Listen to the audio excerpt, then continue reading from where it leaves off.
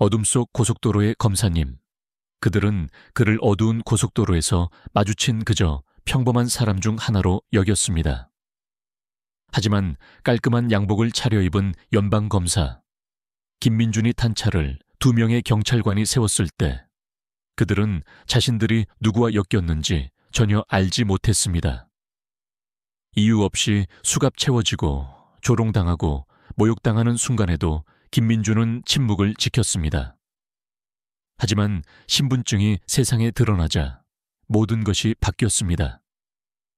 그 사건은 경찰 조직을 뒤흔들고 도시를 발칵 뒤집었으며 전국적인 변화의 물결을 일으켰습니다.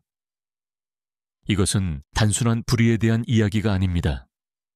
시스템이 마침내 자신과 맞설 상대를 만났을 때 어떤 일이 벌어지는지에 대한 이야기입니다.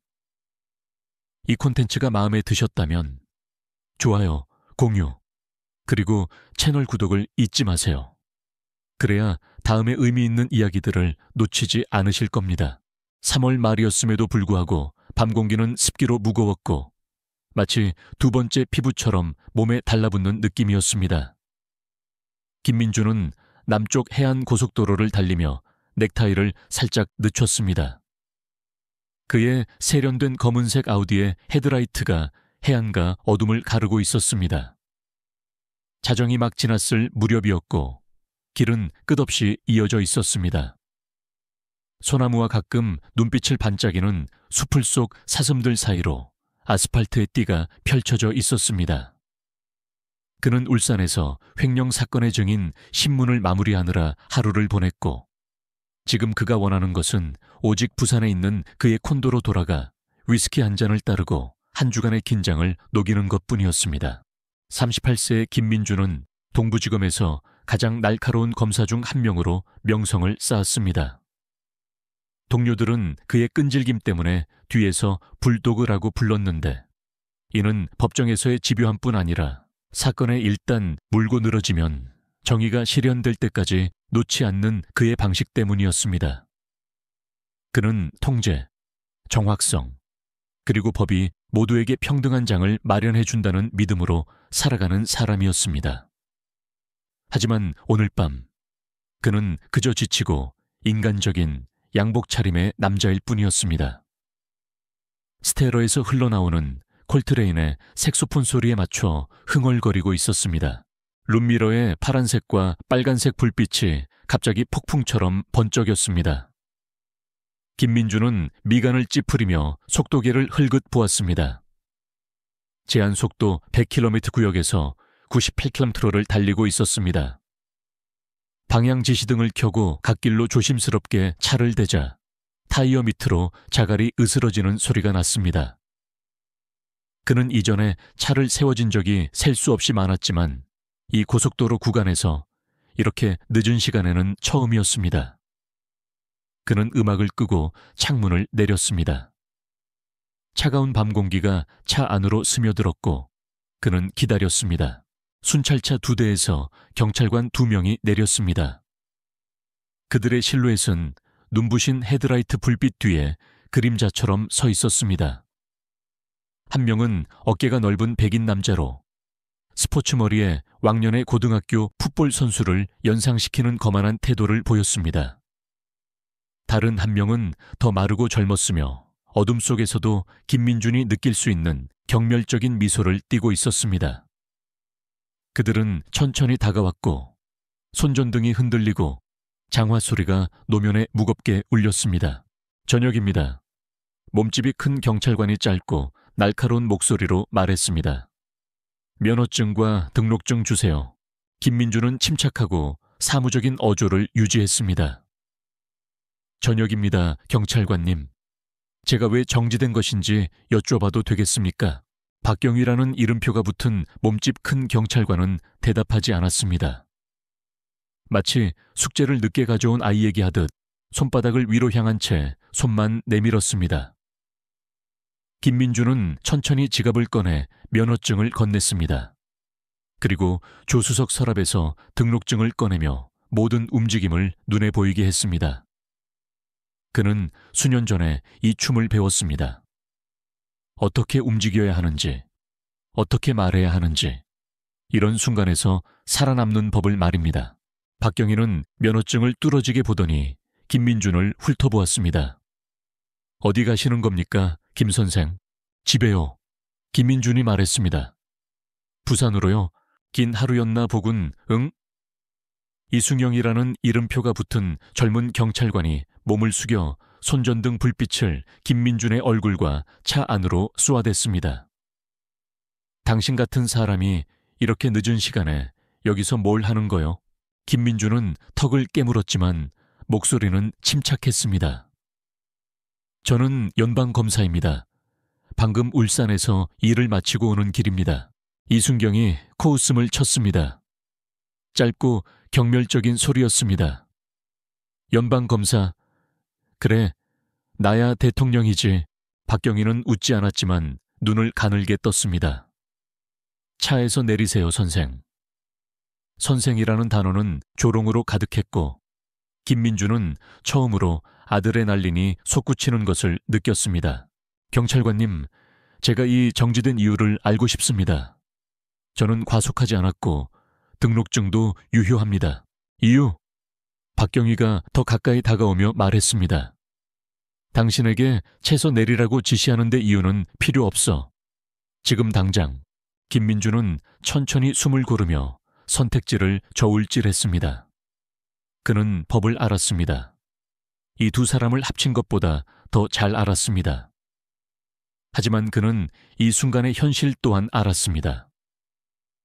밤, 어두운 고속도로, 권총집이 근질거리는 두 명의 경찰관. 그는 안전벨트를 풀고 문을 열어 손을 보이게 한 채 자갈밭에 발을 디뎠습니다. 돌아서 차 보닛에 손 올려. 박경희가 으르렁거렸습니다. 이럴 필요 없습니다. 김민준은 목소리에 강철 같은 단호함을 담아 말했습니다. 저는 제 신원을 밝혔고 협조하고 있습니다. 이순경이 김민준의 팔을 잡고 등 뒤로 비틀었습니다. 우리가 뭘 할지 내 놈이 정하는 게 아니야. 그 단어는 뺨을 때리는 듯했고 김민준의 침착함은 순식간에 금이 갔습니다. 그는 빠르게 분노를 억눌렀지만 그의 눈은 번뜩였습니다. 그는 수갑의 차가운 금속이 필요 이상으로 단단하게 그의 손목을 조이는 것을 느꼈습니다. 박경희가 엔진 열기로 아직 따뜻한 보닛에 김민준을 거칠게 밀치고 무례하고 부주의한 손길로 몸을 뒤졌습니다. 무기라도 있나, 검사님? 박경희가 김민준의 귀에 뜨거운 숨결을 내뿜으며 말했습니다. 마약은 자백할 거라도 나는 깨끗하다. 김민준이 이를 악물고 말했습니다. 당신들은 실수하는 거야. 이순경이 운전석 쪽으로 돌며 웃었습니다. 실수? 아니, 우리는 그냥 거리를 안전하게 지키는 거지. 그렇지, 박경희? 그들은 김민준의 차를 뒤졌습니다. 서류 가방을 조수석에 던지고 법률 노트를 뒤적이고 펜을 바닥에 쏟았습니다. 김민준은 수갑을 찬 채 서 있었습니다.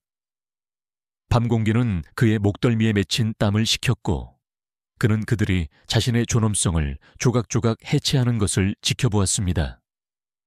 그는 중앙지검 청사에 있는 자신의 사무실을 생각했습니다. 윤이 나는 책상, 서울대와 고려대에서 받은 액자에 끼워진 졸업장들. 그는 그의 멘토였던 최 서장님을 생각했습니다. 해 뜨기 전에 그에게 이 일에 대한 전화가 갈 것이었습니다. 여기 정말 대단한 양반이 걸렸군. 이순경이 김민준의 연방검사 신분증을 들고 말했습니다. 그는 박경희 앞에서 신분증을 흔들며 씩 웃었습니다. 진짜일까?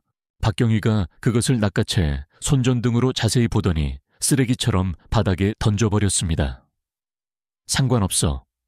여전히 여기서 수상한 짓을 하고 있었으니. 수상하다고요. 김민준이 더 이상 참지 못하고 말했습니다. 저는 퇴근하고 집으로 가는 중입니다. 합리적인 이유도 정당성도 없습니다. 닥쳐! 박경희가 김민준의 머리에서 몇 인치 떨어진 채 손을 내리치며 소리쳤습니다. 내가 말하라고 할 때까지 말하지 마. 수갑은 그의 손목을 파고들었고 김민주는 이 모든 것의 무게를 느꼈습니다. 모욕감, 무력감, 그리고 그의 신발끈조차 묶을 자격이 없는 사람들에게 범죄자 취급을 받는다는 순수한 부조리함. 그는 박경희와 눈을 맞추고 시선을 고정시켰습니다. 그의 말이 전할 수 없는 것을 침묵이 말하게 했습니다. 그리고 긴장을 깨는 소리가 들려왔습니다. 순찰차 무정위에서 들려오는 치지직거리는 소리. 상황실에서 그들을 호출하고 있었습니다. 박경희는 나지기 욕설을 내뱉었고 이순경은 자갈을 발로 차며 운 좋은 놈들이라고 중얼거렸습니다. 그들은 말없이 김민준의 수갑을 풀어주었습니다. 그의 피부에는 붉은 자국이 남았습니다. 그리고 그의 신분증을 그의 손에 억지로 쥐어주었습니다. 여기서 꺼져. 박경희가 이미 등을 돌리며 말했습니다. 다음부터 조심해. 김민준은 그들이 차에 돌아갈 때까지, 미등이 커브를 돌아 사라질 때까지 움직이지 않았습니다. 그는 갓길에 홀로 서 있었습니다. 심장은 세차게 뛰고 양복은 구겨졌으며 신분증은 흙 속에 떨어져 있었습니다. 그는 그것을 주워먼지를 털고 주머니에 넣었습니다. 그리고 그의 아우디에 다시 올라 시동을 걸고 운전했습니다. 하지만 집으로 가지 않았습니다. 아직은요. 그는 휴대폰을 꺼내서 암기하고 있는 번호로 전화를 걸었습니다. 졸린 목소리가 대답했을 때 그는 말했습니다.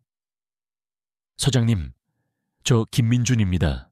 문제가 생겼습니다.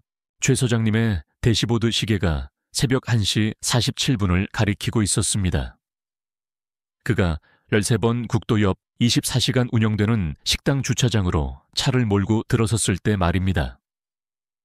넌사인 간판이 희미하게 윙윙거렸고 갈라진 아스팔트에 분홍빛 빛을 드리웠습니다. 그리고 공기에는 인근 바다에서 오는 기름과 소금 냄새가 섞여 있었습니다. 김민주는 이미 그곳에 있었습니다. 아우디에 기대어 팔짱을 낀 채 식당의 깜빡이는 불빛 아래 그의 실루엣은 선명했습니다. 멀리서도 최 서장님은 그의 어깨에 깃든 긴장감, 보통은 흔들림 없는 그의 외면 아래서 끓어오르는 폭풍을 느낄 수 있었습니다. 최 서장님은 그의 SUV에서 내렸습니다. 50대 후반의 거구의 흑인 남자로 소금과 후추처럼 하얗게 센 턱수염과 말하기 전부터 방을 채우는 존재감을 가진 사람이었습니다. 그는 6년간 부산 경찰청장으로 일했으며 유리천장을 깨고 조직을 정화하는 데 그의 경력을 바쳤습니다. 하지만 오늘 밤 그는 예상치 못한 전화로 잠에서 깨어 피곤해 보였습니다. 민준아. 그가 낮고 굵은 목소리로 말했습니다. 괜찮은 거냐? 김민준은 바로 대답하지 않았습니다. 그는 차에서 몸을 떼고 일부러 천천히 움직이며 최 서장님에게 휴대폰을 건넸습니다. 화면에는 흙 속에 떨어진 그의 연방 신분증 사진이 보였고 자정이라고 시간이 찍혀 있었습니다. 최 서장님은 그것을 받으며 눈썹을 찌푸리더니 기다리는 듯이 고개를 들었습니다. 서장님 경찰관 2명이 저를 92호번 도로에서 세웠습니다. 김민주는 억제되고 통제된 어조로 말했습니다. 아무 이유 없이, 설명도 없이요. 저에게 수갑을 채우고 차를 뒤지고 저를 어린 놈이라고 불렀고 이걸 바닥에 던졌습니다. 최 서장님의 턱이 굳어졌고 턱수염 아래 근육이 움찔거렸습니다. 누가? 박경희랑 이순경교, 서장님 소속 순찰팀입니다. 그 이름들은 최 서장님에게 주먹으로 맞은 듯한 충격이었습니다. 그는 박경희를 알았습니다. 거칠고 구식 경찰관으로 수년간 아슬아슬한 경력을 이어가며 수많은 민원을 쌓았지만 항상 실질적인 처벌을 피해왔습니다. 이순경은 신참으로 박경희에게 그림자처럼 들러붙는 다혈질이었습니다. 최 서장님은 그들을 처리할 생각이었지만 경찰서는 인력이 부족했고 정치적인 문제들이 늘 방해가 되었습니다. 전부 말해봐. 최 서장님은 목소리를 낮추며 말했습니다. 김민주는 모든 것을 이야기했습니다. 룸미러의 불빛, 조롱하는 말투, 손목을 조이는 수갑. 그는 마치 증인 신문을 하듯 정확하고 법적인 단어를 사용했지만 그의 눈은 그 아래 끓어오르는 분노를 드러냈습니다. 그가 말을 마쳤을 때 최 서장님은 휴대폰을 돌려주었습니다. 그의 침묵은 어떤 말보다 무거웠습니다. 미안하다, 민준아. 그가 마침내 말했습니다. 이런 일이 일어났어야 할 일이 아니었어. 너에게도 그 누구에게도. 김민준은 날카롭고 쓰디쓴 웃음을 터뜨렸습니다. 서장님은 이게 저에 대한 이야기라고 생각하십니까? 이런 일은 매일 벌어집니다, 서장님. 저는 그냥 그걸 증명할 신분증을 갖고 있었을 뿐입니다. 최 서장님은 반박하지 않았습니다. 그는 통계를 보았고 이야기를 들었습니다. 그는 그 자신도 높은 직책에 오르기 전에 그런 일들을 경험했습니다. 하지만 그가 멘토링했던 김민준, 자신에게 불리하게 조작된 시스템의 꼭대기까지 올라간 사람으로부터 그 이야기를 들으니 그것은 개인적인 일이 되었습니다. 어떻게 하고 싶니? 최 서장님은 물었습니다. 김민준은 흔들리지 않고 그의 눈을 마주했습니다. 저는 그들이 사라지기를 원합니다. 그리고 요란하게요. 해 뜨기 전에, 해 뜰 무렵 부산경찰서는 압력솥 같았습니다. 최 서장님은 박경희와 이순경을 그들의 근무가 끝나기도 전에 그의 사무실로 불러들였습니다. 그들의 순찰차는 여전히 김민준의 먼지가 묻은 채 주차장에 세워져 있었습니다. 두 경찰관은 지금 그의 앞에 앉아 있었습니다. 박경희는 찡그린 얼굴로 비스듬히 앉아 있었고 이순경은 도둑질하다 걸린 아이처럼 안절부절 못하고 있었습니다. 설명해봐. 최 서장님은 낮은 으르렁거리는 목소리로 말했습니다. 박경희는 거만한 태도로 어깨를 으쓱했습니다. 수상한 차량. 늦은 밤. 우리는 절차를 따랐을 뿐입니다. 절차? 최 서장님은 책상에 손을 펴고 앞으로 리넷. 당신들은 연방검색에 수갑을 채웠고 이유 없이 차를 뒤졌어. 그걸 절차라고 하는 건가? 이순경의 비웃음이 흔들렸습니다. 우리는 그분이 누군지 몰랐습니다, 서장님. 그냥 어떤 사람이었습니다. 어떤 사람이라고? 최 서장님이 그의 말을 자르고 주먹으로 책상을 내리쳤습니다.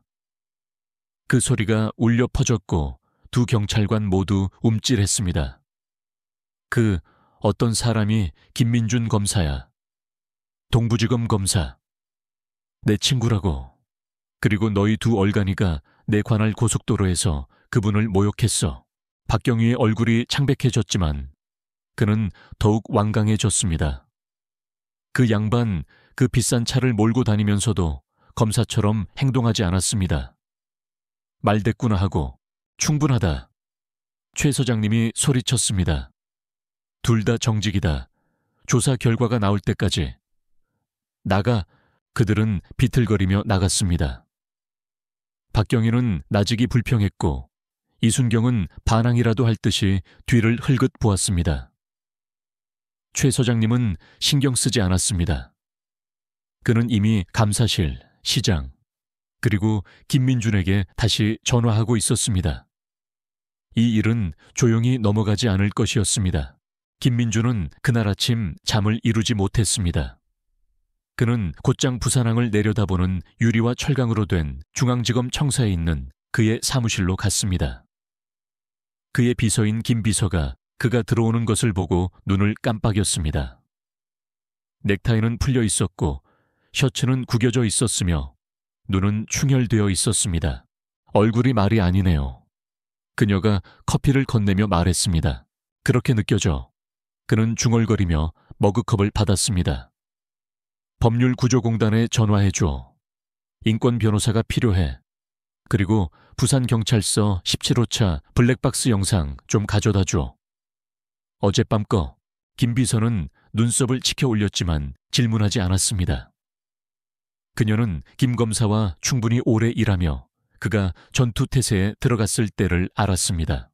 전고 무렵 영상이 그의 책상에 도착했습니다. 화질은 거칠었지만 증거는 확실했습니다.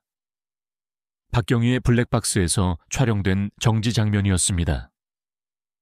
그들의 목소리에 담긴 무심한 오만함, 김민준의 질문을 무시하는 방식, 이순경이 그의 팔을 비트는 순간이 담겨 있었습니다. 어린 놈이라는 발언은 오디오에 녹음되지 않았지만 영상만으로도 충분했습니다. 김민준은 속이 뒤집히는 것을 느끼며 2번 영상을 보았습니다.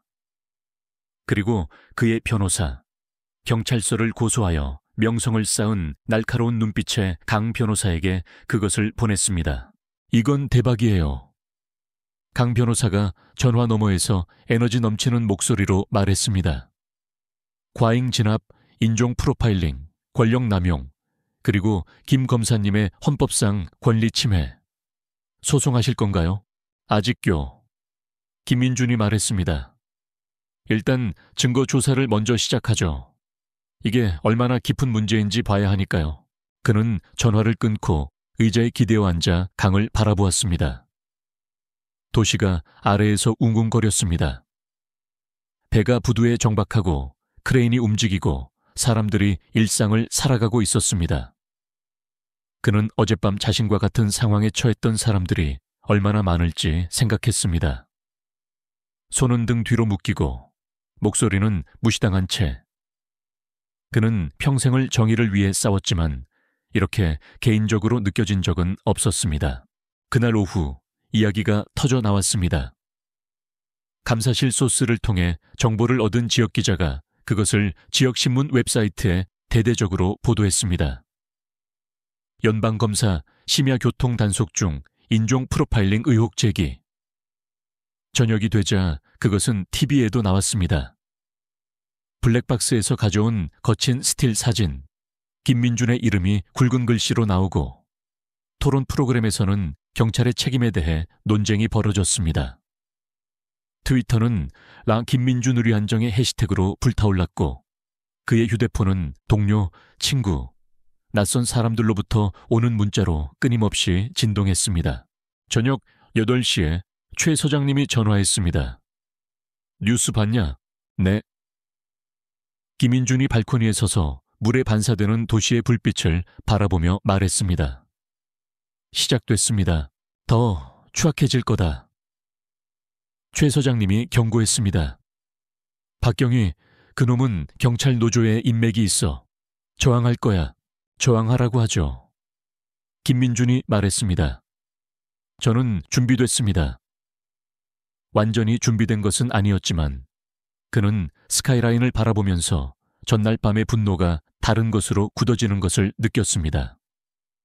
차갑고 흔들림 없는 결이었습니다. 이제 이것은 그 자신만의 문제가 아니었습니다. 법정은 광택나는 나무와 퀴퀴한 커피 냄새가 났습니다. 평소 김민준이 편안하게 느끼던 익숙한 향기였습니다. 오늘은 그의 속을 뒤집어 놓았습니다.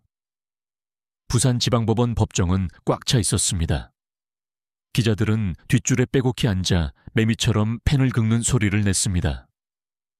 방청석에는 활동가들이 있었고 그들은 법정 밖에서 놔둬야 했던 피켓을 움켜쥐고 있었습니다. 제복을 입은 경찰관들은 피고석 뒤에서 노려보고 있었습니다. 김민준은 원고석에 앉아 있었습니다. 양복은 빳빳했고 얼굴은 평온한 가면을 쓰고 있었지만 그는 너클이 아플 때까지 의자 모서리를 움켜쥐었습니다.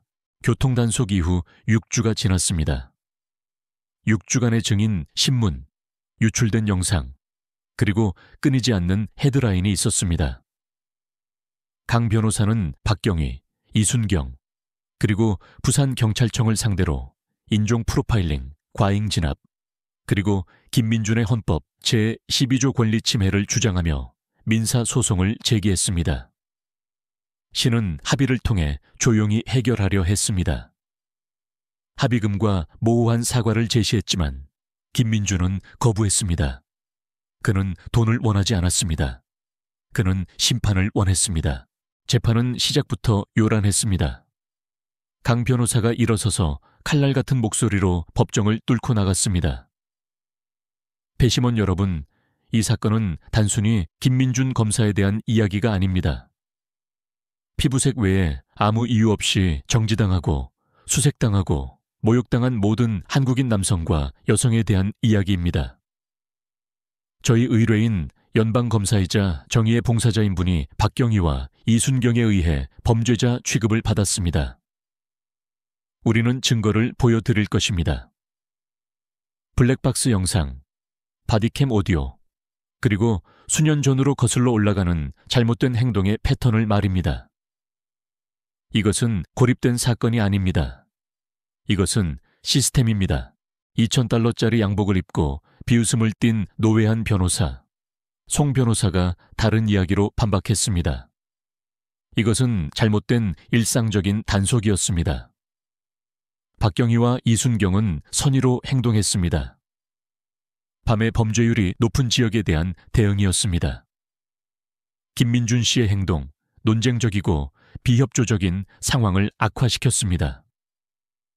그들은 그분이 누군지 몰랐습니다. 그들은 그저 자신들의 임무를 수행하고 있었을 뿐입니다. 송 변호사의 말에 김민준은 턱을 깨물었습니다. 일상적인 선의, 법적인 용어로 포장된 거짓말. 그는 배심원들을 흘긋 보았습니다. 남자 8명, 여자 4명, 다양한 연령대. 그들이 자신을 볼 때 무엇을 볼지 궁금했습니다. 피해자, 위협, 감히 맞서 싸우는 사람, 첫날은 잔인했습니다. 강 변호사는 블랙박스 영상을 재생했고 이순경이 김민준의 팔을 비틀고 박경희가 으르렁거리는 명령을 내리는 것을 보면서 배심원들의 얼굴은 굳어졌습니다. 그녀는 증인으로 최 소장님을 불렀고 그의 증언은 천둥 같았습니다. 저는 김민준 검사를 15년 동안 알아왔습니다. 그는 법을 준수하는 시민이자 전문가입니다. 이 단속에는 정당성이 없었습니다. 송 변호사는 최 소장님의 친구 관계가 그를 편향되게 만들었다고 시사하며 그를 공영에 빠뜨리려 했지만 최 소장님은 흔들리지 않았습니다. 저는 진실에 편향되어 있습니다. 그는 말했고 방청석은 승인하며 웅성거렸습니다. 그리고 박경희가 나왔습니다. 그는 거만한 태도로 증인석에 섰고 스포츠 머리는 불빛 아래 빛났습니다. 강 변호사는 날카롭고 끊임없는 질문으로 그를 몰아붙였습니다. 지난 10년간 과잉 진압 민원이 할 건 있었습니다. 박경희님. 그중 3건이 한국인 운전자와 관련되어 있었습니다. 그것을 설명해 보십시오. 우연입니다. 박경희가 뒤로 기대며 말했습니다. 저는 인종을 보지 않습니다. 저는 위협을 봅니다. 그럼 양복을 입고 등록된 차량을 운전하던 김민준 검사는 위협이었습니까? 그는 건방졌습니다. 비협조적이었습니다. 비협조적이라고요? 강 변호사는 바디캠 오디오 녹취록을 들고 있었습니다. 그분은 왜 정지됐는지 물었습니다. 그것은 그분의 권리입니다. 당신은 그것 때문에 수갑을 채웠습니다. 박경희는 어깨를 으쓱했습니다. 순간적인 판단이었습니다. 그게 우리의 임무입니다. 배심원들은 그것을 믿지 않는 것 같았습니다. 아니, 적어도 김민준은 그들이 믿지 않기를 바랐습니다. 그들의 얼굴은 읽기 어려웠습니다. 텅 빈 시선과 가끔 찡그린 표정의 벽이었습니다. 이순경은 더 심했습니다. 안절부절 못하고 땀을 흘리며 강 변호사의 반대 신문 아래에서 스스로를 모순하여 송 변호사가 그를 조용히 시키기 위해 이 일을 제기할 정도였습니다. 3일차가 끝날 무렵 법정은 긴장감으로 꽉 찼고 김민준은 그것을 뼈속까지 느꼈습니다. 이것은 단순한 재판이 아니라 전장이었습니다. 밖에서는 폭풍이 커지고 있었습니다. 언론은 피냄새를 맡은 상어처럼 이 사건에 달려들었습니다. 주요 뉴스 채널은 매일 밤 이 사건을 다루었고 평론가들은 시스템적 차별과 경찰 비난에 대해 서로 고함을 질렀습니다. 지역 방송국은 법원 밖 시위 장면을 방영했습니다. 수백 명이 김민준의 이름을 외치며 더 이상의 단속은 없다와 지금 당장 정의를 이라고 쓰인 피켓을 들고 있었습니다. 트위터는 산불처럼 번져나갔습니다. 김민준 의리안정의 해시태그는 며칠 동안 트렌딩되었습니다. 경찰 노조와 그 지지자들의 더 추악한 해시태그들도 함께였습니다. 경찰 생명도 중요하다. 김민중 거짓말. 김민준은 이 모든 것을 피했습니다. 언론을 담당할 PR 회사에 맡겼지만 메시지는 여전히 흘러 들어왔습니다. 예법대 친구들로부터 온 문자, 그에게 연설해달라고 애원하는 활동가들의 음성 메시지. 어느 날 밤, 그는 그의 콘도 문 밑에 끼워져 있는 편지를 발견했습니다. 블록체로 손으로 쓴 편지였습니다. 당신은 이 도시를 갈갈이 찢어놓고 있어. 멈춰, 아니면 가만두지 않겠다. 그는 그것을 강 변호사에게 주었고 그녀는 그것을 검찰에 넘겼습니다. 하지만 그것은 그가 인정하는 것보다 더 그를 뒤흔들었습니다. 최 서장님도 그것을 보았습니다. 그들은 늦은 밤 부둣가 근처 술집에서 만났습니다. 바닥이 끈적하고 기자들이 없는 종류의 술집이었습니다. 이제 당신은 번개에 맞을 사람이야. 최 서장님이 맥주를 마시며 말했습니다. 경찰청 절반은 당신을 미워하고 절반은 당신을 두려워해. 잘 됐네요. 김민준이 위스키 잔을 바라보며 말했습니다. 그래야죠. 최 서장님은 고개를 저었습니다. 이건 더 이상 박경희와 이순경에 대한 문제가 아니야. 당신은 전체 나무를 흔들고 있어. 사람들은 그걸 좋아하지 않아. 사람들은 익숙해질 겁니다. 김민준이 말했지만 그의 목소리는 더 조용하고 확신이 없었습니다. 그는 이 모든 것의 무게를 예상하지 못했습니다. 한 걸음 내디딜 때마다 도시 전체를 끌고 가는 듯한 그 무게를 말입니다. 재판의 절정은 5일째 찾아왔습니다. 강 변호사가 김민준을 증인으로 불렀습니다. 그는 걸어 올라가 선서를 하고 법정을 마주했습니다. 심장은 세차게 뛰었지만 그의 얼굴은 침착했습니다. 그녀는 그를 이끌었습니다. 정지, 수갑, 모욕감. 그녀의 질문은 부드럽지만 단호했습니다. 그리고 송 변호사가 일어섰습니다. 그의 비웃음이 다시 자리에 있었습니다. 김민준 씨. 그가 왔다 갔다 하며 말했습니다. 당신은 검사입니다. 경찰 일이 힘들다는 것을 알고 계실 겁니다. 순간적인 판단, 높은 위험.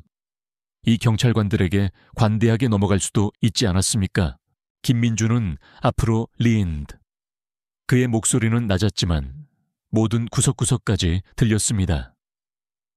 송 변호사님, 저는 평생 법을 지키는데 바쳤기 때문입니다. 저는 법이 무엇을 요구하는지 압니다. 변명이 아닌 책임입니다. 그 경찰관들은 그날 밤 검사를 본 것이 아니었습니다. 그들은 한국인 남자를 보았고 제가 아무것도 아닌 것처럼 행동했습니다. 그것은 순간적인 판단이 아니라 편견입니다. 방청석은 폭발했습니다. 탄성, 박수, 판사의 의사봉소리. 송 변호사는 수습하려 했지만 김민준의 말은 흔들림 없이 공중에 머물렀습니다. 그가 증인석에서 내려오자 강 변호사가 그의 어깨를 잡고 속삭였습니다. 방금 이겼어요. 배심원단은 이틀 동안 심의했습니다. 3일째 그들은 돌아왔습니다. 모든 혐의에 대해 유죄. 김민준에게는 손해배상금, 박경희와 이순경에게는 징벌적 손해배금, 그리고 경찰청에는 공식적인 견책 처분. 법정은 폭발했습니다. 방청석에서는 환호성이 터져 나왔고 피고석에서는 욕설이 나왔으며 김민준이 일어서자 카메라는 플래시를 터뜨렸습니다. 그의 얼굴은 읽을 수 없었습니다. 밖에서는 군중이 그가 나타나자 환호했습니다. 주먹을 치켜들고 그의 이름을 외치는 목소리의 바다였습니다. 기자들이 그의 얼굴에 마이크를 들이댔지만 그는 손을 흔들어 거부하고 최 서장님의 SUV에 올라탔습니다. 차가 출발하자 그는 혼돈을 내다보았습니다. 시위대, 경찰, 그리고 갈라진 도시, 그리고 무게가 더 깊숙이 내려앉는 것을 느꼈습니다. 이게 끝이 아니야. 최 서장님이 운전하며 말했습니다. 네. 김민준이 동의했습니다. 시작입니다. 김민준의 콘도박 공기는 이른 4월 비 냄새로 날카로웠습니다. 도시를 씻어내지만 차가운 기운을 남기는 그런 비였습니다. 그는 발코니에 서서 위스키 잔을 손에 들고 부산의 불빛이 바다 위로 깜빡이는 것을 바라보았습니다. 평결 이후 사흘이 지났습니다. 혼돈, 축하, 그리고 폭풍의 눈보다 더 끝처럼 느껴지는 고요함의 사흘이었습니다. 그의 휴대폰은 테이블 위에서 끊임없이 진동했고 그가 더 이상 확인하지 않는 알림의 합창이었습니다. 세상은 김민준 검사를 원했고 그는 그 세상으로 돌아가고 싶은지 확신할 수 없었습니다. 재판의 여파는 쓰나미처럼 밀려왔습니다. 박경희와 이순경은 평결 후 몇 시간 안에 해고당했고 최 서장님은 조직개혁을 약속하는 기자회견에서 굳은 얼굴로 그들의 신분증을 빼앗았습니다. 조직개혁이라니. 경찰 노조는 아우성치며 불만을 제기하고 하루 동안 경찰서 절반을 비워두는 파업을 벌였습니다. 하지만 대중의 함성이 그들을 압도했습니다. 시위는 부산뿐 아니라 울산, 서울, 광주에서도 확산되었습니다. 수천 명이 김민준의 이름이 쓰인 피켓을 들고 행진했고 그들의 외침이 뉴스피드를 통해 울려 퍼졌습니다. 더 이상의 단속은 없다. 더 이상의 거짓말은 없다. 지금 당장 정의를, 주요 뉴스 채널은 이를 운동이라고 불렀습니다. 트위터는 그를 맞서 싸운 검사라고 불렀습니다. 김민준은 이것을 원하지 않았습니다. 그는 책임을 원했을 뿐 확성기를 원하지 않았지만 확성기는 어쨌든 그를 찾아왔습니다. 주요 일간지는 그에 대한 기사를 실었습니다. 피해자에서 선구자로 김민준 검사의 불의에 대한 저항. 그리고 그의 이메일함은 인터뷰 요청, 출판 계약, 강연 제의로 넘쳐났습니다. 활동가들은 중앙지검 청사 밖에서 그에게 이끌어달라고 애원했습니다. 정치인들, 국회의원, 시장, 심지어 청와대에서도 조심스럽게 지지 의사를 표명했지만 그들의 목소리에는 기회주의적인 뉘앙스가 섞여 있었습니다. 김민준은 듣고 고개를 끄덕였지만 거의 말하지 않았습니다. 이 모든 것의 무게는 수갑이 그의 손목을 조였던 것보다 더 무겁게 그를 짓눌렀습니다. 부산경찰서 내부에서는 그 여파가 지진처럼 일어났습니다. 최 서장님은 개혁을 추진했습니다. 의무적인 바디캠 착용, 편향교육, 그리고 실질적인 권한을 가진 시민감찰위원회 설치. 그는 수년 동안 이런 조치들을 위해 싸웠지만 영향력을 얻지 못했습니다. 전국적인 관심 아래 땀을 흘리던 시장은 이 모든 것을 승인했고 시의회도 그 뒤를 따랐습니다. 시민감찰위원회 기금을 마련하기 위한 경찰개혁법을 통과시켰습니다. 완벽하지는 않았습니다. 불평하는 경찰관들과 희석된 조항들이 그것을 증명했습니다. 하지만 그것은 실제적이고 구체적이었습니다. 김민준이 그날 밤 95번 고속도로에서 부딪혔던 벽에 생긴 균열이었습니다. 그는 이 변화를 가장 강렬하게 느꼈습니다. 어느 날 저녁 시 외곽에 있는 소박한 벽돌집인 최 서장님 집에서 그들은 뒷마당에 앉아 있었습니다. 하늘은 보랏빛으로 물들었고 바비큐 그릴에서는 그들 중 누구도 손대지 않은 갈비 냄새가 피어났습니다. 최 소장님의 부인인 이 여사는 집 안으로 들어갔고 그들은 귀뚜라미 소리와 긴장감 속에 남겨졌습니다. 네가 해냈어. 최 소장님이 긴 하루로 인해 거칠어진 목소리로 말했습니다. 판도를 바꿨어. 김민주는 화덕을 응시했습니다. 불꽃이 장작을 핥았습니다. 제가 바꾼 걸까요? 아니면 그냥 소란만 피운 걸까요? 최 소장님이 코웃음을 쳤습니다. 소란으로 법이 통과되지 않아. 소란으로 나쁜 경찰관이 해고되지도 않고. 너는 이 도시를 흔들었어, 김민준. 그게 힘이야. 원하지 않았던 힘입니다. 김민준은 날카로운 어조로 말했습니다. 그날 밤 저는 그저 집으로 가고 싶었을 뿐입니다. 최 소장님은 무릎에 팔꿈치를 대고 앞으로 린했습니다. 내가 청장이 되고 싶었을 것 같냐? 평생 다른 사람들이 만든 문제를 치우는데 시간을 보내고 싶었겠어. 가끔 싸움이 너를 선택하는 거야. 김민주는 대답하지 않았습니다. 그는 위스키를 홀짝이며 그 타오르는 감각으로 자신을 진정시켰습니다. 그리고 그의 문 밑에 있던 편지, SNS에서 속삭여지던 위협, 그리고 이제 자신을 따라오는 눈길들을 생각했습니다. 어떤 눈길은 희망을 담고 있었고 어떤 눈길은 증오를 담고 있었습니다. 그는 이겼지만 그 대가는 아직 계산 중이었습니다. 정점은 일주일 후에 찾아왔습니다. 부산 시내에서 열린 집회에서였습니다. 지역활동가 연합인 주최 측은 김민준에게 연설해달라고 간청했고 며칠 동안 피하다가 마침내 그는 응했습니다. 군중은 해안 도로를 가로질러 펼쳐져 있었습니다. 회색 하늘 아래 얼굴들의 바다였습니다. 그들의 에너지는 전기처럼 그리고 거칠었습니다. 그는 임시 무대에 올랐습니다. 마이크를 손에 들고 있었습니다. 노트는 없었습니다. 오직 그들의 기대감에 무게만이 있었습니다. 저는 영웅이 아닙니다. 그는 중얼거리는 소리 위로 흔들림 없는 목소리로 시작했습니다. 저는 피부색 외에 아무 이유 없이 정지당하고 수갑 채워지고 모욕당한 사람일 뿐입니다. 그날 밤 저는 신분증과 거짓말을 마주했던 모든 한국인이었습니다. 저는 싸워야 했기 때문에 싸웠습니다. 제가 봉사하는 법이 저를 보호해주지 않았기 때문에요. 군중이 환호했습니다. 물리적인 충격처럼 그에게 다가오는 소리에 물결이었습니다. 그는 잠시 멈춰 그것이 가라앉도록 했습니다. 그리고 이어갔습니다. 이것은 저에 대한 이야기가 아닙니다. 이것은 우리에 대한 이야기입니다. 다음번 단속, 우리가 해시태그에 올리고 싶지 않은 다음 이름에 대한 이야기입니다. 우리는 시작해야 합니다. 개혁, 책임. 하지만 그것만으로는 충분하지 않습니다. 누구도 집으로 가는 길에 두려워하지 않을 때까지는 아닙니다. 그는 뒤로 물러섰습니다.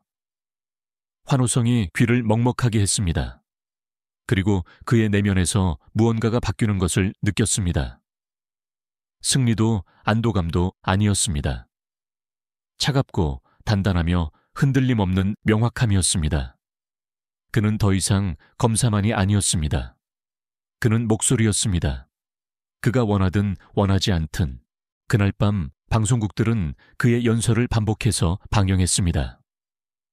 평론가들은 그것을 분석했고 활동가들은 그것을 칭찬했습니다. 그리고 SNS의 한 조용한 구석에서는 새로운 해시태그가 불타올랐습니다. 김민준을 통한 변화. 김민준은 소파에 앉아 위스키병이 절반 비워진 채 그것이 전개되는 것을 지켜보았습니다.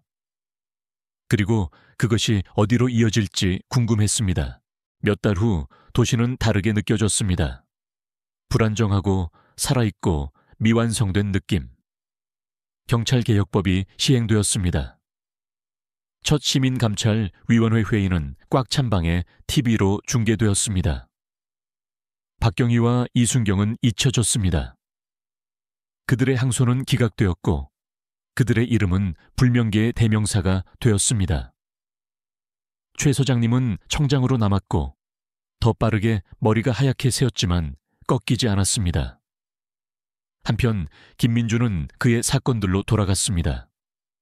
심지어 동료들조차 불안하게 만들 정도로 맹렬하게 기소했습니다. 하지만 그는 거기서 멈추지 않았습니다. 그는 집회, 법대, 국회에서 연설하기 시작했습니다. 그의 말은 날카롭고 솔직했으며 그의 존재는 변화를 갈망하는 사람들에게 자석과 같았습니다. 그는 그 운동을 이끌지 않았습니다. 완전히는 아니었습니다. 그것은 그를 넘어 성장했고 너무 많은 머리를 가진 히드라 같았습니다. 하지만 그의 얼굴, 차분하고 단호한 얼굴은 그 운동의 상징이 되었습니다. 시위 피켓과 잡지 표지에 인쇄되었습니다. 어느 날 저녁, 봄이 여름으로 접어들 무렵, 김민주는 다시 남쪽 해안 고속도로를 달렸습니다. 같은 구간, 같은 소나무, 같은 아스팔트 위 타이어 소리. 이번에는 룸미러에 불빛이 번쩍이지 않았습니다. 발밑에서 자갈이 으스러지는 소리도 없었습니다. 그는 어쨌든 갓길에 차를 세우고 밖으로 나섰습니다. 그리고 그 일이 일어났던 곳에 서 있었습니다. 공기는 따뜻했고 고속도로는 조용했습니다. 그리고 잠시 동안 그는 다시 그저 남자였습니다. 신분증도 대의명분도 자신을 지켜보는 눈길도 없는 그의 휴대폰이 진동했습니다. 강 변호사로부터 온 문자였습니다. 법무부에서 연락 왔어요. 전국적인 경찰개혁 태스크포스에 당신을 원해요.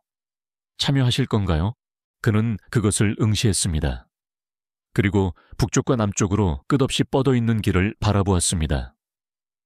차 한 대가 지나가며 그의 모습을 잠시 비췄다가 어둠 속으로 사라졌습니다. 김민주는 답장하지 않았습니다. 그는 휴대폰을 주머니에 넣고 아우디에 다시 올라 운전했습니다. 집이 아니라 앞으로, 밤속으로. 그가 어디로 갈지, 무엇을 선택할지는 아무도 몰랐습니다. 그 자신조차도.